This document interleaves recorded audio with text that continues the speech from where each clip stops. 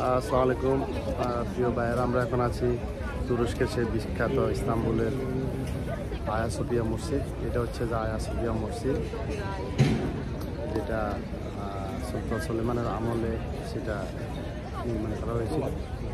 আর blue মসজিদটার ঠিক অপোজিটে আমরা ঘুরলে, আয়া সোফিয়া মসজিদের অপোজিটে ঘুরলে আরেকটা নান্দনিক মসজিদ, এটার নাম বলা হয় ব্লু মস্ক।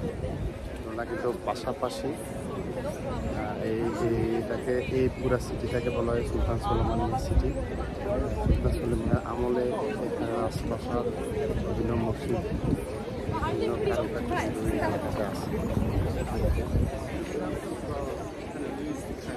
তুরস্কের সবচেয়ে যে দর্শন ভিড় করে তার মধ্যে অন্যতম একটা জায়গা হচ্ছে যায় এই আয়া সোফিয়া সুলেমানিয়া সিটিটা।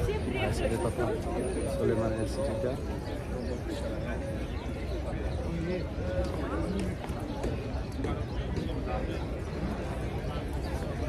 তুরস্ক এমনিতে মসজিদের শহর। তোমরা যখন মুসলিম সাম্রাজ্য ছিল, প্রত্যেকটা কোণে তারা কিন্তু মসজিদ নির্মাণ করেছে বড় বড় গম্বুজ দিয়ে।